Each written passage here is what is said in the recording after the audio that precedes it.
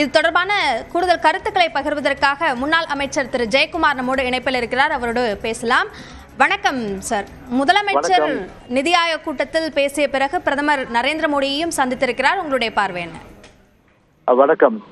அதாவது மாநில சுயாட்சி இதுதான் எங்களுடைய ஒரு பிரதான கோஷம், ஒரு பிரதான நோக்கம், பிரதான கொள்கை என்ற அடிப்படையில் அதாவது கடந்த 3 ஆண்டு காலமாக நிதி ஆயோக் அந்த கூட்டத்தில் கலந்து கொள்ளாமல் இப்போது கலந்து கொள்ள வேண்டிய அவசியம் என்ன? பொதுவாகவே இப்போ இந்த என்போர்ஸ்மெண்ட் டைரக்டரேட், அதாவது இடி, அதனுடைய அந்த ஒரு முழுமையான வலையில இன்றைக்கு அகப்பட்டு தன்னுடைய மகன் அதுல சிக்கி அதன் மூலம் ஒரு கட்சிக்கு ஒரு பேராபத்தும், அதே போன்று இவர்களுக்கு ஒரு பேராபத்து, அதாவது ஒரு சிறைக்கு செல்ல வேண்டிய ஒரு சூழ்நிலை கூட இடி மூலமாக வரும் என்ற அந்த ஒரு நிலையில் அவசரமாக அதுவும் நிதி ஆயோக் என்ற காரணத்தை காட்டி டெல்லிக்கு சென்றது என்பது தமிழ்நாட்டு மக்களை ஏமாற்றுகின்ற ஒரு செயல்தான். ஏதோ நிதி ஆயோக் கூட்டம் ஒரு மாநிலத்துடைய அந்த நிதி பகிர்வு குறித்து விவாதித்து ஒரு முடிவெடுக்கின்ற ஒரு இடம். அந்த இடத்துல 3 ஆண்டுகள் போயிருந்து இப்பவும் போனா எந்த பிரச்சனை இல்லை. ஆனால் இப்போது மட்டும் போறாங்கன்னா அப்ப அதுல உள்ள சூட்சமம் என்ன என்பது தமிழ்நாட்டு மக்களுக்கு நிச்சயமாக தெரியும். தமிழ்நாட்டு மக்களை பொறுத்தவரை ஸ்டாலினும் சரி, மற்றவர்களும் சரி, இவர் சாதனம் சரி ஏமாற்ற முடியாது என்பதுதான் நிதர்சனமான உண்மை.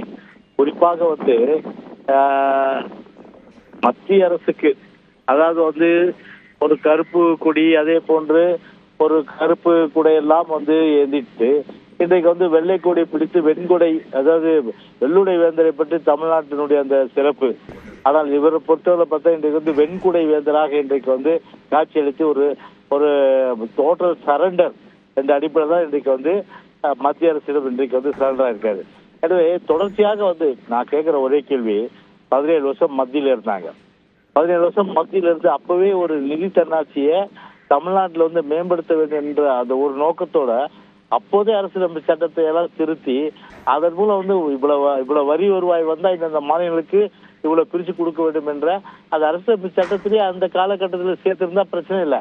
ஆனா அப்போதெல்லாம் கோட்டை விட்டு இப்போ ஆட்சி பொறுப்புக்கு வந்தவுடன் மாநில சுயாட்சி என்று கத்துவது என்று மக்களை ஏமாத்துக்கிட்ட செயலாதாக நிற்க முடியும்.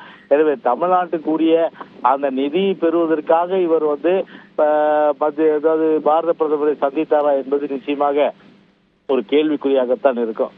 அந்த வகையில அது தமிழ்நாட்டுக்கு நிதி பெறுவதான விஷயமாக இருக்காது.